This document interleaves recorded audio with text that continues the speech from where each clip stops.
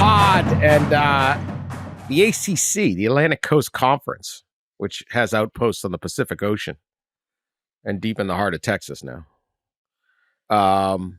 having their spring meetings. And I guess everything was booked up and down the East Coast and in deep in the heart of Texas and the Bay Area, because the only spot that they could find was the Ritz-Carlton in Amelia Island, where they could all get together and talk about how horrible everything is going, how they don't have enough money. Everything's fine in the league. How they don't have enough prestige. The Ritz-Carlton. This is the... I mean, bless you. Bless you. The lack of awareness sometimes. On principle alone, Florida State and Clemson should have said, since we're making so little money, we need to do this at the Budgetel in Statesboro, Georgia. Yeah. You know? It's only $1,000 a night, Dan. It's pretty good. Let me take a look at this place. Who gets the presidential suite? It's nice. It's very nice. I'm holed up here in their business office, their little room in there. They have a business office. It's very nice. Yeah, not bad. Not bad. Let's see. Immerse yourself in nature at our Amelia Island Resort, a barrier island sanctuary of nature nestled along 13 miles of immaculate shorelines.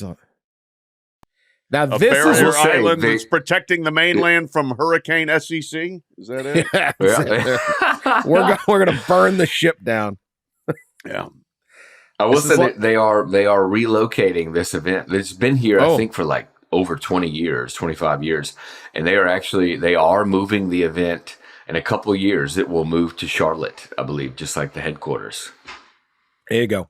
Charlotte Airport Marriott, baby. Yeah. Let's have a meeting. I don't think it's going to be in the airport Marriott, but yeah. Anyway, here in amateur athletics, as the world spins, they need this because this will help the perception with the selection committee in college football, so that a 13-0 ACC champion that just happens to lose its quarterback is no longer punished and kept out of the playoff, which is a real and I believe fair thing to be complaining about or addressing in some ways at this meeting. Now, of course, we no longer have this problem because they have finally expanded the playoff, which if the ACC had gone along with at a previous date would have been done last year, and Florida State would have not been left out of the playoff. But I digress. History is tough. History is tough. But there is the discussion that, look, we need to be considered, and for a lot of reasons, that this is a great football league. And great football can be played here. And that would spur both investment and business deals and maybe even television broadcasts and fans, and maybe appease Florida State and Clemson, who are currently in litigation, and North Carolina, which has its trustees, which we'll get to, saying, "Hey, we need to get to a league that has more money because we're running an athletic budget deficit." That's kind of where we're at. It's an ACC trying to stand up for itself and saying, "Hey, look, we're as great. The Amelia Island Ritz is better than Destin. It's better than what goes on in Destin in the SEC. We went 6-4 against the SEC. Yes, Jordan Travis got hurt. And yes, Tate Rodemaker got hurt. And yes, Brock Glenn had to come in for Florida State as the third stringer. And yeah, he only went 8 for 21 for 55 yards and took 4 sacks, but he wouldn't have played in the playoff. And we should have had Alabama's spot. And this is all garbage, even though it's been solved." Is that kind of the mood? There's a little bit of a little chest out amongst all their troubles, or are they just hanging out at the spa? There's actually not a lot of spa going on here, man. They shove like a lot in 2 days here. They meet from morning to night kind of thing, and they have a little reception at night and maybe dinners, but a lot of meetings. I think certainly the first day that this started, Monday, is the morning that the UNC Board of Trustees members aired their grievances, you might say, and criticized publicly Athletic Director Bubba Cunningham in the state at the athletic department, approved the launching of some kind of inquiry and audit into the department and all this. So that all happened day one. And a few of us caught Bubba Cunningham in the hallway. And he at least claimed early on he really had not seen, because they had been in meetings, so he had not seen all this stuff come out. So a few of us kind of informed him of what his Board of Trustees members said. And he was approached, I believe, yesterday and Tuesday, a day after, and not saying much, as you might gather. But I think that was kind of the buzz of the first couple of days is kind of, here comes North Carolina. They're the next in line behind Florida State and Clemson. It appears to want to head out of the exit here and out of the ACC. So that's been probably the overwhelming buzz here. And that is, look, if Florida State and Clemson get out and leave in some way, I think the big question right then is, can the league do enough to keep the kind of the crown jewel in a way of the University of North Carolina? And I think in part that was answered Monday with the Board of Trustees statements. And the answer is probably not, it sounds like, because they feel like they need to leave the conference as well. So there's just a lot of question marks. It's weird here seeing the Florida State in Clemson's in the hotel, and then seeing SMU and Stanford and Cal in the hotel at meetings. It's pretty bizarre, but the whole thing is fairly indicative, I feel like, of college athletics. You've got a couple of very unruly members ready to leave and have been public criticizing the conference. And then you have these new programs that really have nothing to do with anyone else in the league that are here in their first meeting. So it's kind of indicative of the whole situation that's going on in college sports right now. Before I get to you, Pat, let me update the details of what Ross was talking about, because this entire trouble in paradise here at Amelia Island, Ritz-Carlton, it's like a couple about to go for divorce, giving one last, let's take a weekend, a romantic weekend away at our $1,000 a night place. And instead, all they're doing is scrapping, fighting, passive aggressiveness. No one, cold shoulders, and someone's eyeing the pool boy. So not necessarily going. Could be him, could be her. I don't care. Someone's eyeing the pool boy right now, and he's wearing an SEC logo. He's wearing a Big Ten logo. Okay, so UNC had a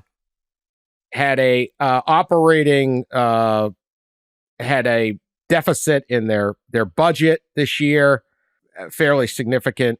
They have a big athletic department, but 10% budget deficit. They already received $8 million in student fees and another 6.8 in either direct or indirect institutional support to try to cover costs at North Carolina. And Trustee David Boliak straight up saying he wants UNC. And the deficit sends out, so it could be $100 million over the next, I don't know how many years. Dave Boliak, he is a trustee. He is Bubba Cunningham's boss. He's everyone's boss, the trustees. He is advocating UNC joins a more higher revenue league, namely SEC or Big Ten. I am advocating for that. That's what we need to do. We need to do everything we can to get there. Or the alternative is the ACC is going to have to reconstruct itself. I think all options are on the table. It's nice that he thinks all options are on the table. The ACC reconstructing itself. That means more money is going to Clemson, Florida State, North Carolina, and maybe Miami. I don't know. Is there a fourth team that gets more money and less for everybody else? Now, Cal, Stanford, and SMU, they're already on budget programs. I don't think SMU's getting anything. But you could also say we're cutting them out. Boston College, Syracuse, some of these others, Wake even. I mean, some of these are founding members. Maybe they got to take less to placate more, get these guys up. That's kind of what he's talking about. John Pryor, who is the chairman of the Board of Trustees, the conference is not acting as if it represents the best interests of the member schools, including the top tier of those schools, Clemson, Florida State, North Carolina, Pryor said. This is all from excellent reporting by Brian Murphy at WRAL, who covers sports in the Triangle. Great reporter, always has been. He's covered Boise State and everything. This is Pryor, the chair of the Board of Trustees. Instead, it is acting at the expense of those schools to prop up the bottom tier of the conference in a way that I think is a gross abdication of responsibility. And I lay that at the feet of the commissioner. So there's a shot at Jim Phillips. The trustees are making noise. And here's why this is a little bit different than Clemson and South Carolina and Florida State. Clemson and Florida State, when you talk to the SEC behind the scenes, you talk to the Big Ten behind the scenes, those leagues are not rushing to say we want them. They already have school. The Big Ten may not want either of them. They're not their first choices as expansion. The SEC already has South Carolina and Florida in those two states. Do they want those two programs? It's not certain. Everybody wants North Carolina. If North Carolina could get out of the ACC deal, it would have an invitation to the Big Ten immediately. It would have an invitation to the SEC, I believe, immediately, if only to stop. And the Big Ten's ultimate dream is either take North Carolina and Virginia or take North Carolina and tell Notre Dame it's now or never. Because your sweetheart ACC scheduling deal is going down. So when the UNC trustees are saying we aren't making enough money, North freaking Carolina is not making enough money. They got 20 national championships in like the last 10 years. Like, this is North Carolina. This isn't, and then SMU saying we can't do it this way. They got options. So that is what Ross was alluding to. And that's why I think there's got to be some concern. Pat, your thought on all of this ACC spin? No, this is probably the biggest sign of trouble yet, beyond the very obvious sign of trouble when your league members are suing the league in Florida State and Clemson. But yeah, North Carolina is the most desirable property in college sports outside of Notre Dame, and that doesn't already reside in the Big Ten or the SEC. And so if the trustees at Carolina are now reaching that point of like, we can't do this anymore, that's a 5-alarm signal, I would think, in the ACC offices. And, I think that this obviously has been kind of a slow build for a while now. Florida State was the meat shield. They took all the bullets last year, and then Clemson just kind of slid in after them in the let's sue to get out game. But there's other schools, obviously, that have been weighing options. If you go back a year ago, there was literally half the league, 7 members met to kind of decide what they could and couldn't do. And now if Carolina's out there and publicly talking about this, and we'll see if this is just a trustee or two, or if this is the actual will of the Board of Trustees and they can gather the support of the school president and the athletic director, then we really have something there. But it does not shock me. I wrote a long Jim Phillips story. It was actually in the SI, the magazine, in March, and it published online here this week. And it was largely about Jim Phillips and what he's trying to hold together there. But I talked to Mike Krzyzewski, and one of his comments that, I'll just read the comment and you guys can decide, especially in the context of what we've been discussing here, who he might have been talking about. Talking about Phillips, said, he's a team player. His values as a leader are needed, but it's a really tough time. People have not been forthright in expressing their agendas. They have hidden agendas. Fans would be amazed by all the stuff that is secretly happening in our conference. It finally came to fruition with Florida State, but Florida State's not the only one looking at different things. It's a hell of a job right now. It's a wow time. Not a wow like great. It's a wow like what the hell are we going to do? Durham is 8 miles from Chapel Hill. That's all I'll say. You saying that? By the way, that there is some Coach K casting aspersions at the Tar Heels? What? Go ahead, Ross. Great. That was a great story, Pat, and it really described, I think, the situation, the unenviable situation that Jim Phillips, Mr. Nice Guy, is faced with, and there are, as you kind of outlined in that story, there are, I think, people around college athletics and in his own room, AD room, that believe that Jim's approach is not one that will get the ACC through this. Others certainly disagree, but it's just the position that he's been in. He's been kind of thrust in really since he kind of got the job, and of course didn't get the Big Ten job, commissioner job, is pretty wild, and he's dealing with a similar situation. I think there's fear within the league that the ACC situation will end like the Pac-12, and it does, especially with the latest North Carolina stuff. You could see why that people would believe that. I think there's a real possibility that eventually happens. And so how do you avoid that? I think one way is what happened in the fall. They went out, and they got 3 extra members, because at least you can have the numbers. If others leave, you can have the numbers. And the other way is exactly what some of those trustees talked about: the uneven distribution of wealth in the league. We're going to see the ACC implement success initiatives, which is something pushed by the Florida States and the Clemsons when it comes to football success. Basically, those who are more successful in football, bowl game, top 25, CFP entrants, will get more money from the distribution from the league. So that's just a step in the direction of an uneven distribution to those power schools to kind of appease them.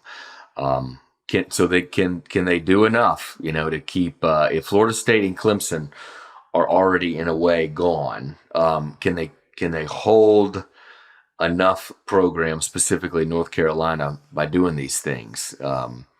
It'll be interesting, but it's not a great position that Mr. Phillips is in. Lessons learned from conference realignment history. If you are these other schools that are not going to be in that, you're not North Carolina, you're not Clemson, you're not Florida State, I would say Miami's going to say, we got to be in this. We're still Miami. We don't have a fan base, but we got a great market, and we may have a very good team.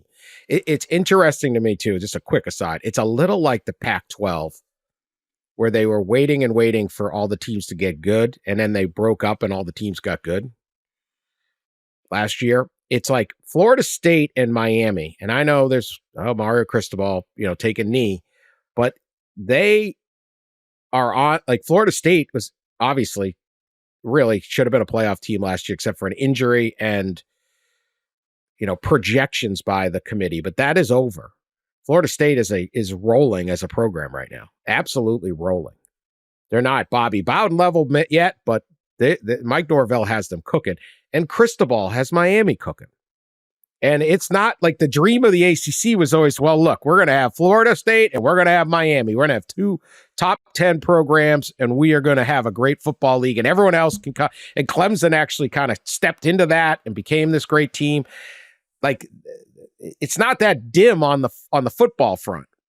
But I think Miami's got a case to be one of those 4, where Virginia Tech maybe once did. But if you are Boston College, if you are these other schools, do you sit there and say, look, we're going to take half. We got to keep you. Do you look at what happened in the Big 12 where they didn't do that for Texas and Oklahoma, or you didn't do that for USC? And, could the Pac-12 have averted everything if they just said, hey, we'll give USC a little bit more money because that LA market is just too important. Once we lose that, it's all going to come down. Are you better off agreeing to what is almost unthinkable, but has to be thinkable because otherwise you're left with what? I mean, if you're Syracuse and Boston College and some of these other programs, the only time you get a big crowd for your football games is generally when Clemson or Florida State show it, like one of these top teams. What are you going to have if they go? And do you want to just be the big, maybe Big 12 light? Do you want to drop to fourth?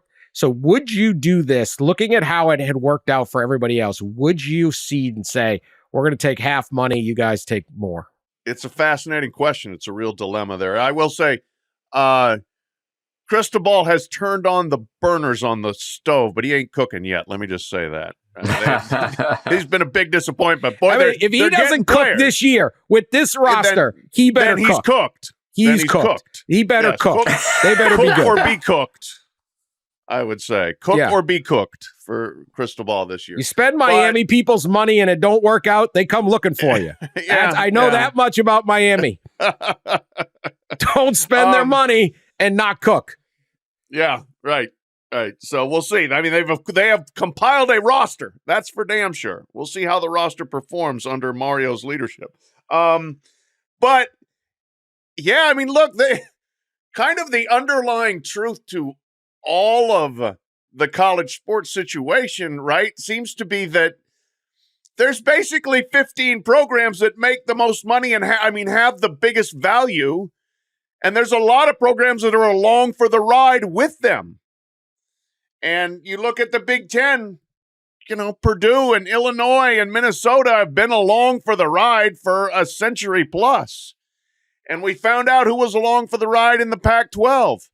And it's not hard to see who's along for the ride in the ACC. If you do remove the two football bell cows of Florida State and Clemson, and then you take the everything bell cow in North Carolina, then you probably have to look pretty seriously if you are everyone else. Virginia Tech and Pittsburgh and Syracuse, Boston College and Louisville and Georgia Tech and so on and so forth, and say, what do we need to do to appease the people that other people would like to take and deconstruct the league? And if that means going further down the road of uneven revenue sharing, which they already started with the Success Initiative, right? That was the big talk last year with Florida State and Clemson. But do you have to go further? It's really it's a difficult, dicey thing because you're consigning yourself to second string status, but maybe that's what you need to do.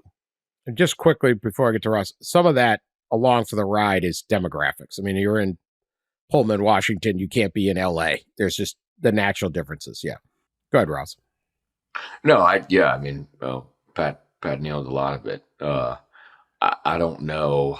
And I don't even know if if it's kind of too late, if the uneven distribution, if they, expand upon it or whatever, this Success Initiative. I mean, all this stuff might be a little late, too little, too late kind of situation there. And also, as many will say, when you start the uneven distribution of wealth in a league, it usually doesn't work out. In the past, we've seen it kind of implode, and it's kind of a beginning of the end situation oftentimes. It's the alternative is it didn't work out either. I don't know. I don't know if there is a solution. Yeah, I don't know if there's a solution, but for some of these schools, now look, I think that if I had my way, we would have 7 or 8 leagues, we would have more leagues. We're better with more leagues. And I think that, and especially if you can find a way to go back to the playoff and say, hey, we're going to get a bid. I mean, a football league that involves the other schools, scrap SMU and the Bay Area schools, but even if you lose Florida State and Miami and Clemson and North Carolina, you take the other schools in the ACC, it's a competitive football league. And I know you don't have the money necessarily. Certainly you don't have the straight line money to make that as competitive as the SEC and Big Ten. But you aren't competitive with Clemson and Florida State now either. You aren't competitive with the SEC powers now anyway, if you're Virginia or you're Pitt or you're any, like those things. It's not going on now.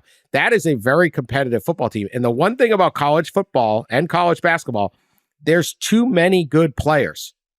They cannot cap how good a team is just by saying these are the only teams that matter. Because as long as everyone, there's too many players. Some of these kids are going to say, I'm going here, and hey, that kid turned out to be better than someone else. And are they absolutely going to transfer? I don't know.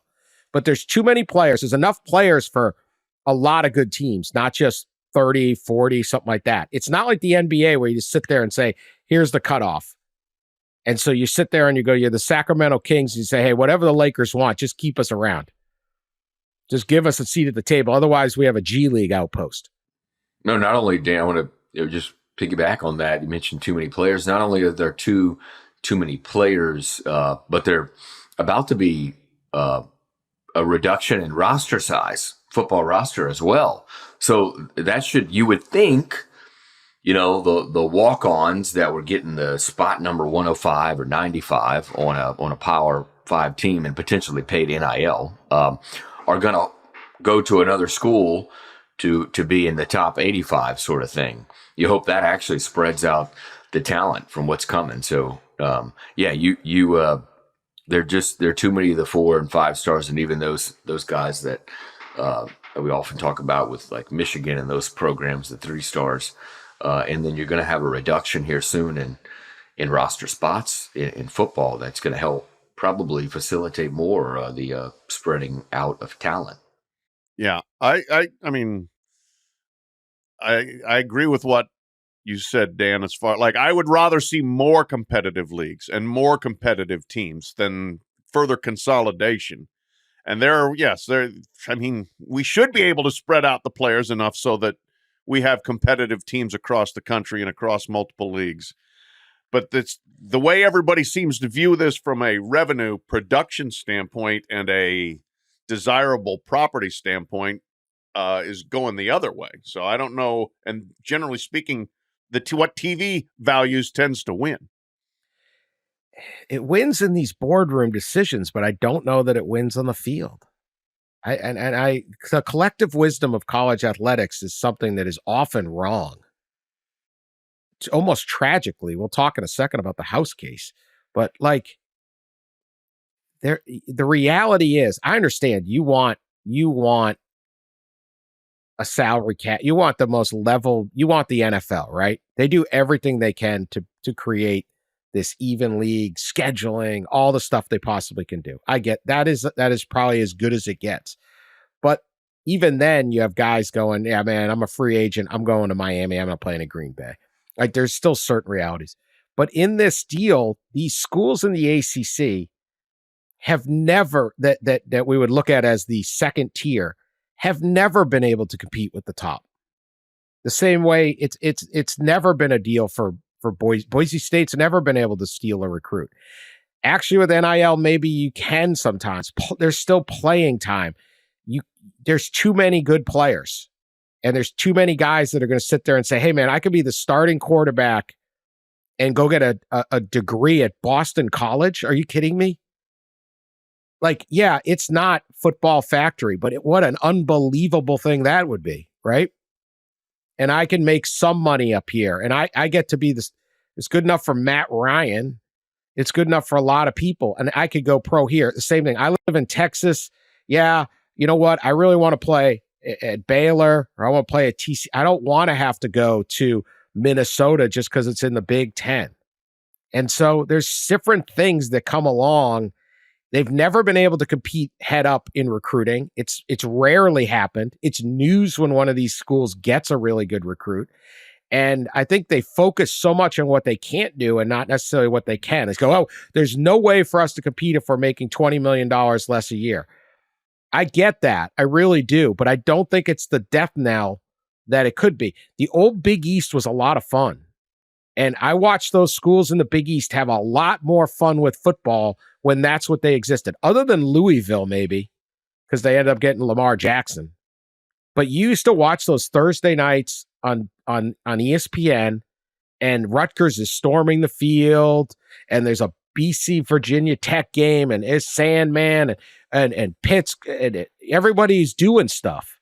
And it was exciting on their campus, and their fans were energized, and you were beaming out positive images. And then everybody went to when was the last time Rutgers had any fun? I mean, hey, you got these schools aren't having the fun that they once did. And so it's like in college like they all do this. Everyone's chasing the buck, but the people chasing the buck are trying to make the buck. And mid-major college basketball could be a lot of fun. And then they like, I got to leave. I can't stay in the Missouri Valley. Why? It's pretty good. And like, there's like this illusion. If we just get into this league, then it'll work. We're going to become Ohio State. You're not going to become Ohio State. It's not that simple. So I just think that there's a path here. If you sit there and split up and have more conferences, as long as there is a spot in the playoff or there's some reasonable access to the playoff, that's kind of what you got to. Once you're locked out of that, though, you're screwed. But this is where the ACC is very, very frightening times. Yeah. I mean, there's the usual suspects. The line, the greatest trick the devil ever played was convincing the world he didn't exist. The greatest trick college administrators have ever played is convincing fans to root for money, root for revenue, instead of rooting for what is actually enjoyable for them. It's true. Welcome to losing. Great. I never go to the games anymore. I don't wear my jersey. No longer playing rival schools because you're on a different league. Yeah, I got, that's how it goes. All right. Speaking of realignment fallout, the Pac-2, still the Pac-12 officially. Pac-2, maybe 12. I mean, like, I understand when you're like, listen, we're the Big 10. We're going to keep our name. It's a big brand. We got 18. We're not going to change the Big 18. We're going to be the big. When you only have 2, can you really claim? Like, you're not even close. You're 1/6 of your name. You're not even close. Like, this is a bad math. You can't be like, get that math problem. Like, whatever your answer would be 2 as 12. Like, you're like, Jimmy, you might need to stay back in the second grade. Okay, 2 is not 12. You need another. I mean, you're not even close. You don't even have the number of digits right. Anyway, Oregon State and Washington, bless their hearts. They have a TV deal. They are going to be either on Fox Sports 1, or our favorite, the C-Dub. Yeah. All right. Check them out after the Live tournament. Mm-hmm. The CW is taking games for Oregon State and Washington State. Now, the problem with this is it sounds good because everyone technically has the CW, but most of the stations will end up, like I'm thinking the C-Dub in Cedar Rapids, Iowa will just show paid programming. Replay Caitlin Clark commercials or something. I don't know. Rather than pick up the game. But, hey, they get in games. My real question is, do they add Golden Angels University from the other college football drama on C-Dub, All-American? Jordan Baker throwing to Spencer James. I mean, that is popular. That will All-American the Fortunes of Golden Angels University on All-American outdraw the Oregon State, Washington State games? We could all actually do well to have somebody in our lives as dedicated to us as Dan is to that show on CW. It's terrible. I blame my daughter. She got me into it, and then she bailed on it. I almost quit when Billy Baker died. Spoiler alert. It's like 4 seasons ago. It's all it's bad. Hey, whatever. It's college football. What do I got? Yeah, I think I got a lot going on in my life. I'm a fan of hockey team that's schizophrenic. I got nothing. But thank you for at least your dedication to something on CW. I don't think I can be as dedicated to Oregon State and Washington State. I will say, like, when the release came across with the Pac-12 logo and the Pac-12, I was like, oh, this is sad. Oh, no. You're actually releasing this and, like, trying to get people excited? Come on now. I mean, I reiterate that I hope the Beavers and the Cougars do well and take as much money as they can and succeed and find a way. But that was a sad release when that came across. It is. It was kind of a reminder, of what happened a few months ago in the fall when everything kind of fell apart. The mentions on the tweet, I think the CW like tweeted out like a video and it's like, get ready for Pac-12 this fall in the CW. And then it flashes the logos of all of the Pac-12 schools. And it's two teams, it's like one and then two and then the CW logo and the Pac-12 logo. And then it ends up going through some of the games. The mentions on the tweet are hysterical, absolutely hysterical. The memes are, I'll read one of them, but the memes are incredible. One of the replies is, I thought this was a satire account and it got funnier when I realized it wasn't. It's just amazing. Didn't the release not even show football?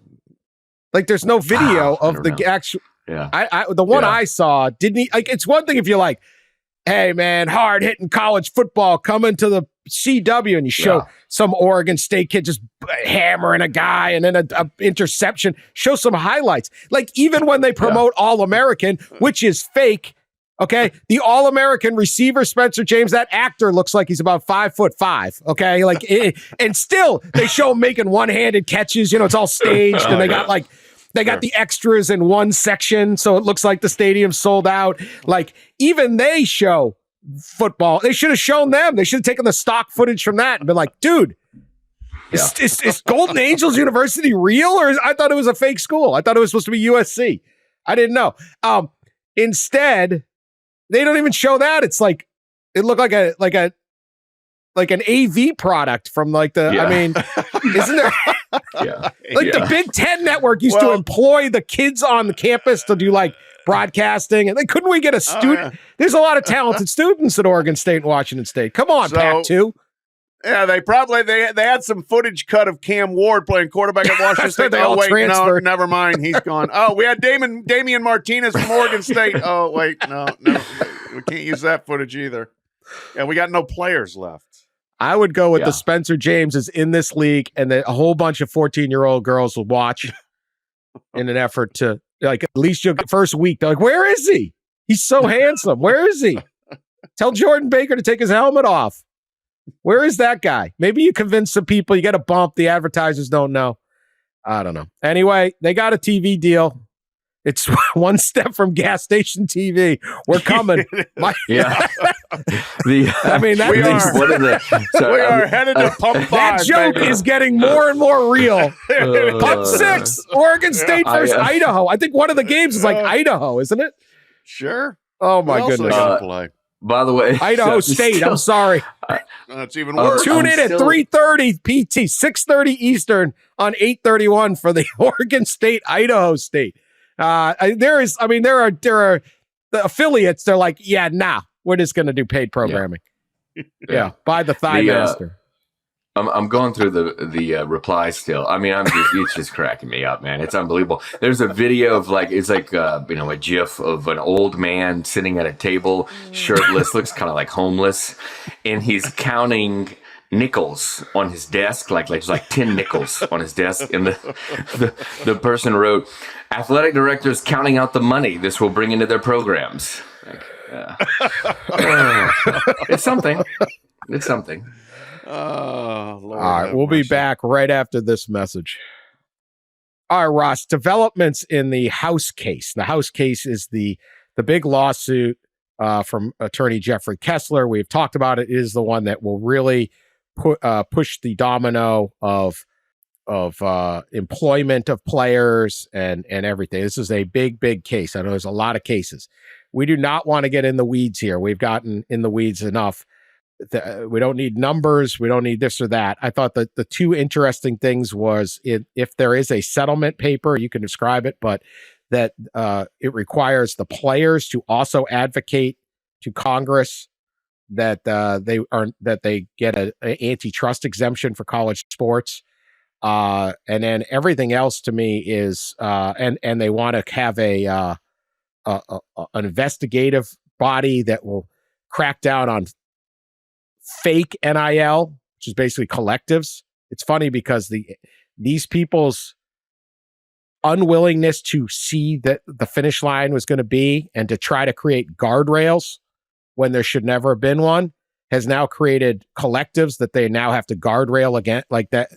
Like they're going and they're chasing their own tail here. They created the problem they're now trying to solve with some expensive and highly fruitless investigative thing. Those are the two most interesting things. The other most interesting is this proposal came out, and every lawyer I know texted me and said, this doesn't stand a freaking chance.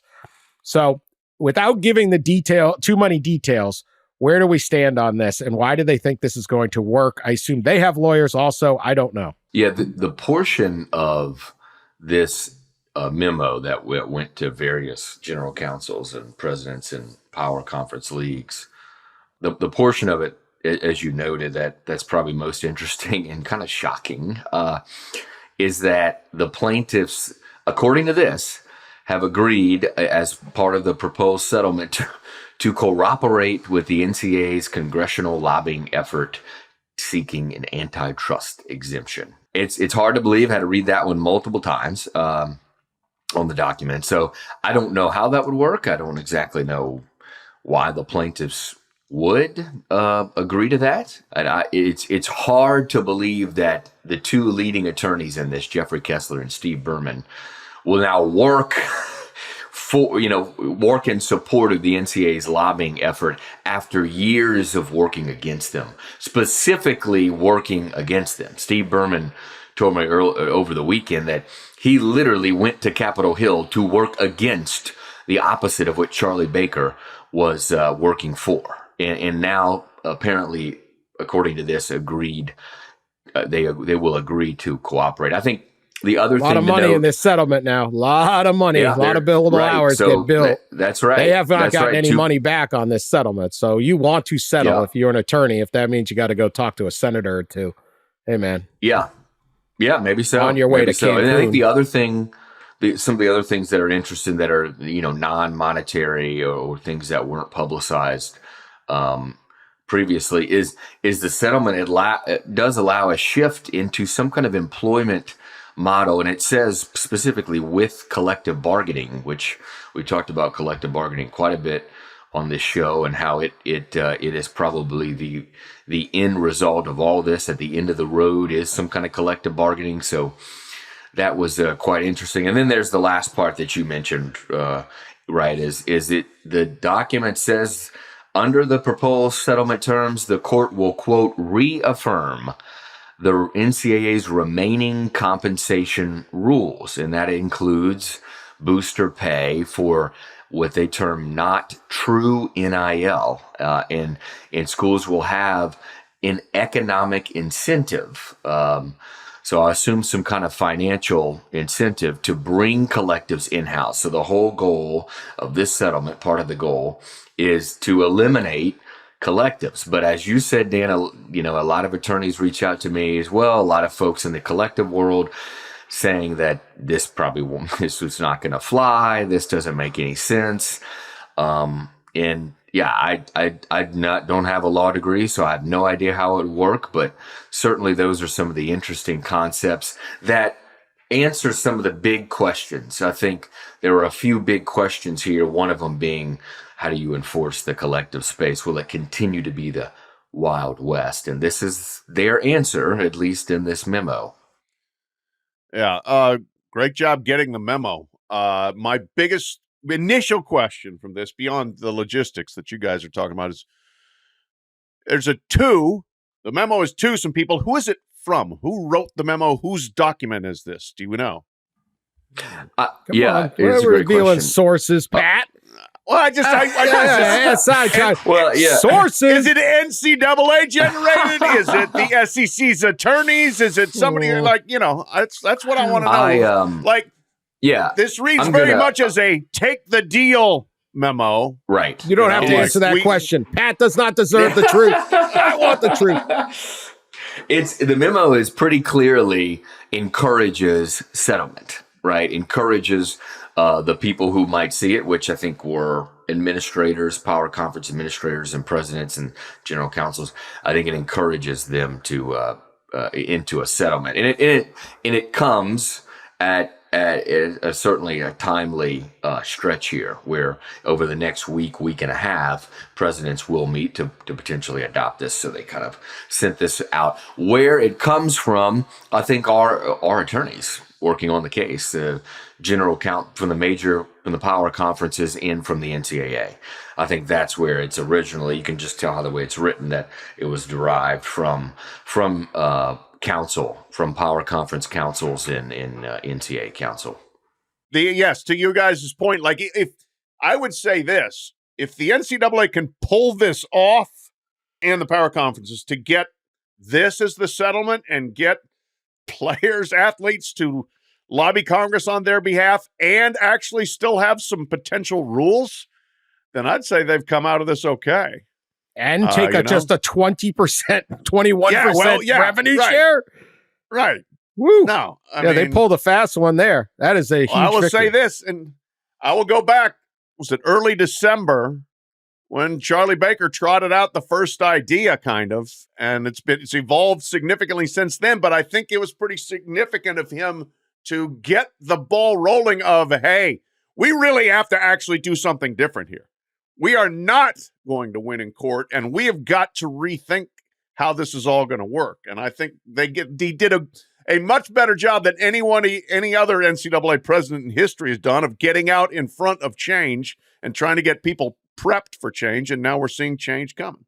Yeah, I at the time of Charlie Baker's proposal in December, obviously we know now, this has been going on for negotiations in the House settlement, been going on for about 9 months, so last August.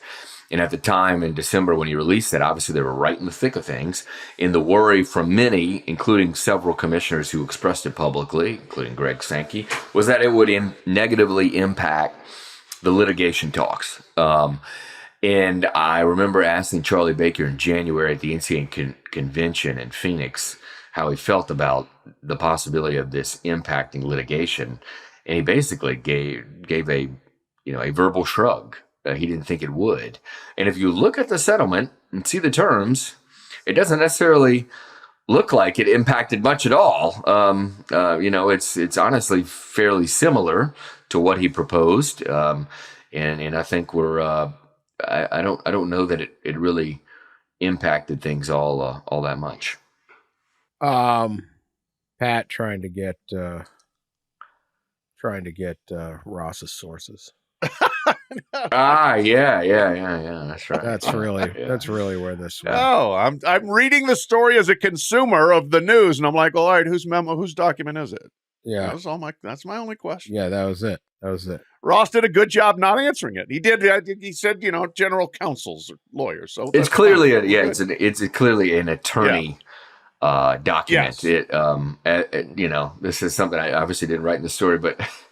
Stamped throughout the document, it says privileged and confidential. There you go. So it didn't seem to stop the dissemination of the document. All right. There was a hire in college basketball, very interesting one this week. Doug Gottlieb, who most know from his broadcasting career, both on television and he has a radio show at Fox Sports Radio. Daily radio show, 2 hours a day. He's been on ESPN. He's a famous player. He played at Oklahoma State. He was hired to be the new head basketball coach at University of Wisconsin, Green Bay. which is in the Horizon League, and is it's a competitive basketball league. It's mid-major, but this isn't Division III. This is, they've had some really good teams. Dick Bennett through the years. Horizons produced a lot of good teams. He got hired late because Sonny Wicks, who came in last year, took over a 3-win team, won 18. He got hired at Wyoming. So they're looking for a coach. They almost hired Doug a year ago, but he didn't want to move and didn't work out. Sonny Wicks is a great hire, obviously. His daughters are finishing high school out in California, all that. But anyway, he is the new head coach at Wisconsin Green Bay, which is interesting, familiar name. He has been coaching AAU ball. He coaches teams in Israel sometimes. His family is all coaches. His dad's a legendary coach. It's been around the game. So interesting hire. What makes it more interesting is he's not giving up his daily radio show.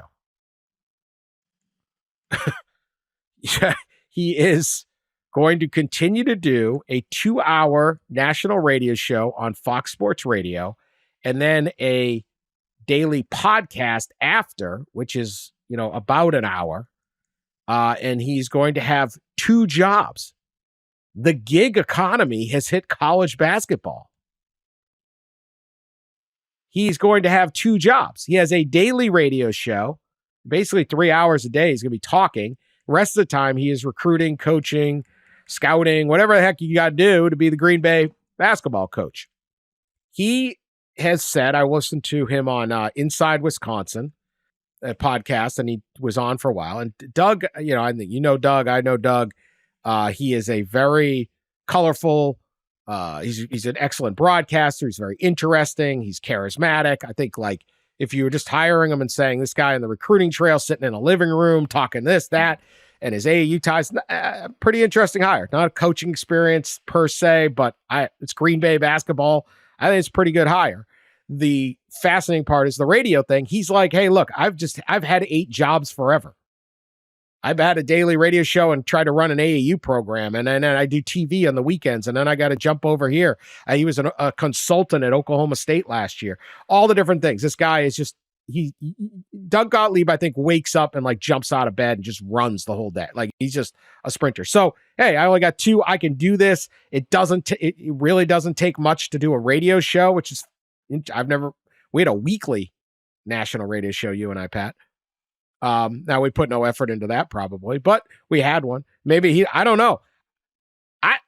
Can you do both? That's what's fascinating to me. I think Doug Gottlieb is a basketball coach hire for Green Bay. Yeah, not bad. What the heck? Give it a shot, especially at this point of the year. But also doing the job, fascinating. Can he do it? I don't know, but if he does it and does it well and succeeds, he's the gateway drug for us, and then we can take over. Let's take over like New England United. Yeah. We'll do that and do the pod. You forgot the part about where he knows how to coach basketball. Well, theoretically. Theoretically. A little bit more experience than us. But if he does it, if he succeeds, yes, we're all coming for your coaching jobs. No, I would have significant doubts about this. I did look it up because I was like, has anybody ever done this? And I thought of Tom Brennan, the great coach at Vermont. Oh, right. Who upset Syracuse in the NCAA tournament once, had a really great run there. Brennan was co-hosted a morning show of Burlington, Vermont, Corman the coach for 9 years, of which about the last 6 or 7 of his coaching career. But by then, I will say, Tom Brennan was established as a coach. All right, he had already proved he could win. He was an institution there.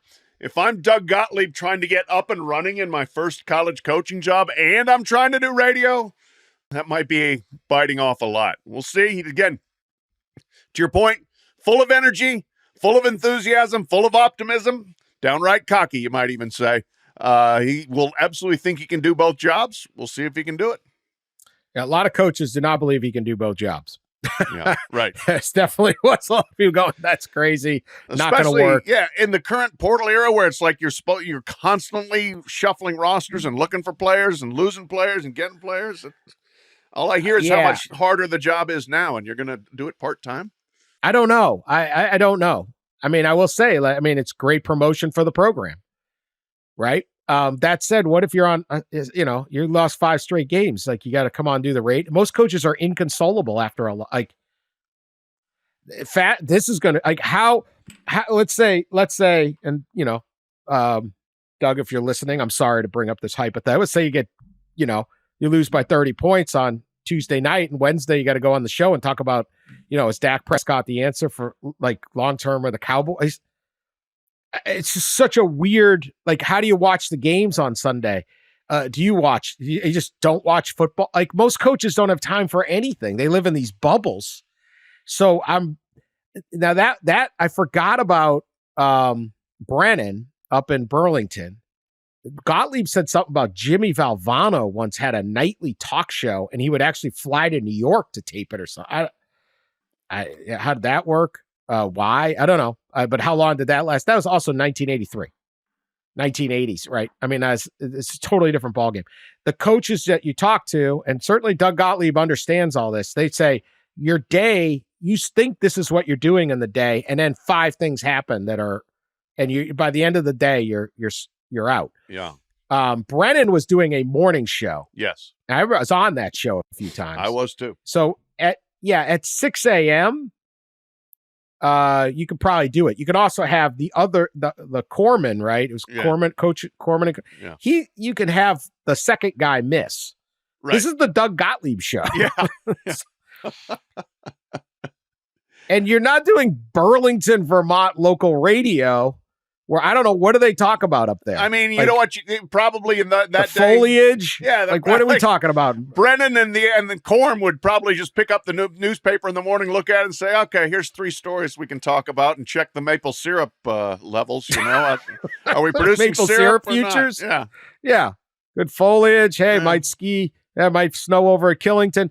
What are we doing? I don't know. I'm just absolutely fascinated by this. Yeah. I love it. It could work. I mean, some people are really upset. It's like, dude, it's Green Bay basketball. Yeah, right. I mean, let's. Yeah, they've had like innocent people will not die if the Phoenix have a struggle for a year or two. Yeah. Let us go get another coach. That program has struggled a lot lately. So, like last year, Sundance Wicks, their coach, he was the big sensation. That's why he's no longer their coach. But it does give Gottlieb the opportunity, as you said, if you're like, you just get drilled the night before, to come on and do what Lou Holtz once did when you'd have these coaches would have their own like TV shows that they would tape usually on Sunday after the games on Saturday. Holtz, when he was at Arkansas, they lost some game badly, and he comes on and says, "Welcome to the Lou Holtz show. Unfortunately, I'm Lou Holtz." Because they had just gotten crushed the day before. So Gottlieb could have the opportunity to use that line. Can he rant against the media? This is one of Coach's favorite things. Yeah, right. Yeah. Can college basketball coaches now say all the media is a bunch of idiots? You don't know the game? Well, we got a coach now. One of our guys. One of our guys is taking over your job. That's you guys are always coming down taking our jobs. Yep. Now we're coming for you. Like the coaches coming taking our jobs. Now we're taking one back. New England United, we're coming to take it. Took one back. Go media. Go Gottlieb. UWGB. I don't know. We'll be watching and listening, Doug. Good luck to you. Fascinating intervention. All right, I got to end with this. I don't know if you heard, but troubled times at the Red Lobster. Uh-oh. Red Lobster restaurants. Yeah.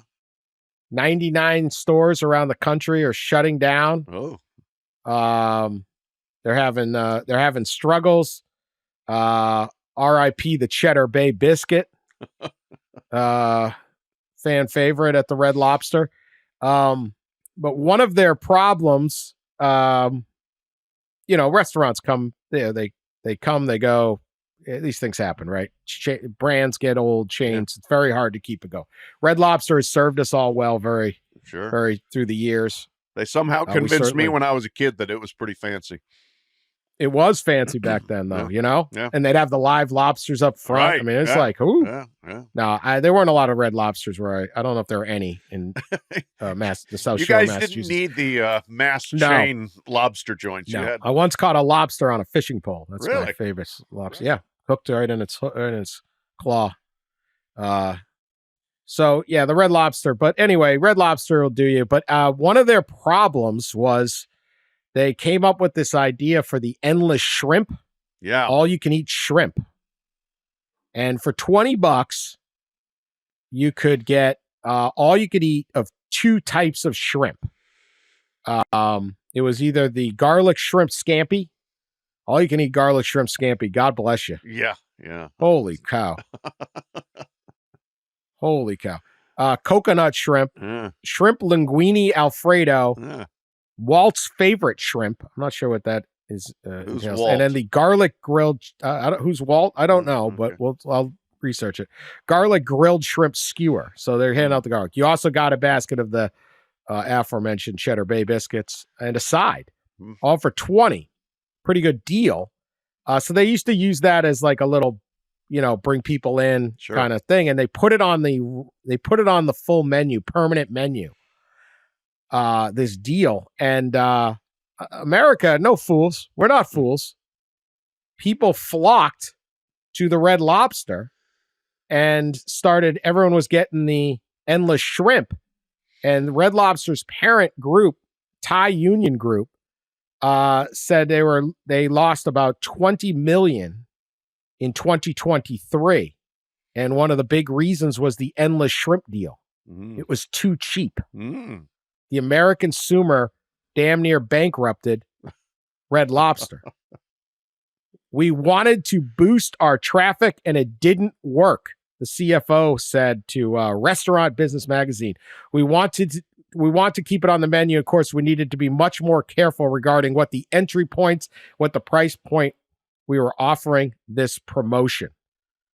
So the endless shrimp buffet there, endless shrimp, a bunch of people were just going in there and literally ate Red Lobster out of business. Well, that's the American way. You put endless in front of something and people are going to go. People will indulge. They will indulge to excess, I'm sure. But here's a question, can't you just raise the price? Instead of make it $20, make it $24.99, and then you make it $29.99?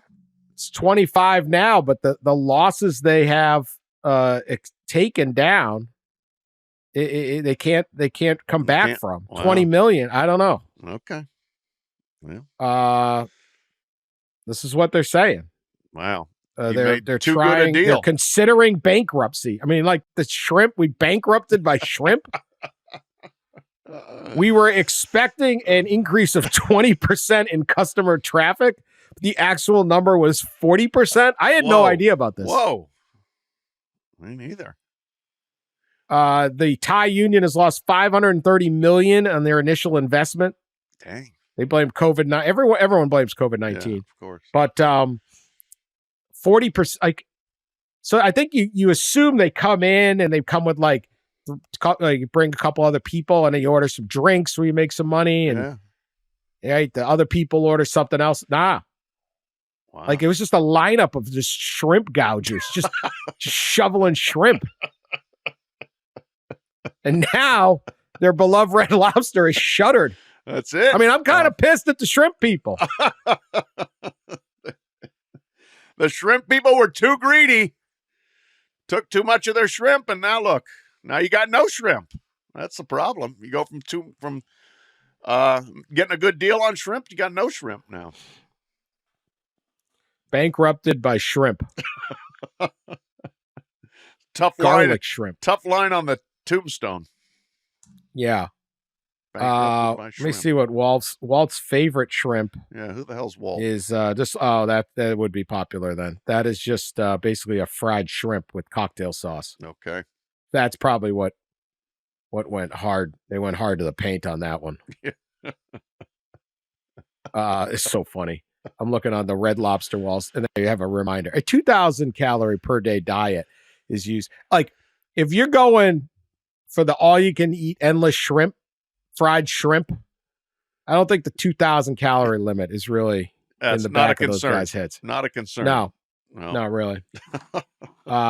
Also, just finally, I have a source. I have a Cold Stone Creamery source. Oh, okay. A whistleblower, if you will. Oh. Sources. If you recall last episode, we discussed how there's no pistachios allegedly in the pistachio. My source is claiming there's no pecan in the butter pecan. Whoa.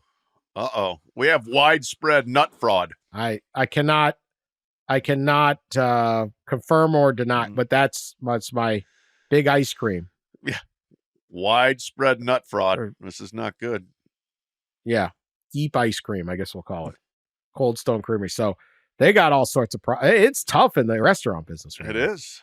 It is tough. You got tough out there. Shrimp shortages and nut fakery. Well, yeah. Money shortages. They got no shrimp. Yeah. They ain't got no money. I didn't know there was a lineup. Can you imagine these guys just lined like, I don't know. It's lined up to eat shrimp all night. Who knew? People they sit there for hours. Yeah. I always wondered how that worked, right? Like, how does Golden Corral make that work? Right.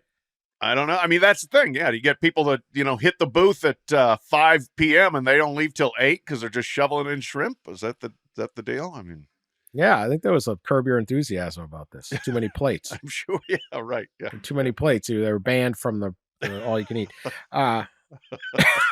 Everything comes back to Curb.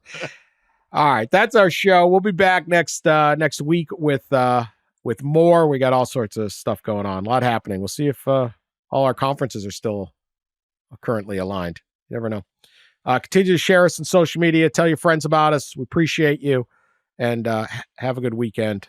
Talk to you later.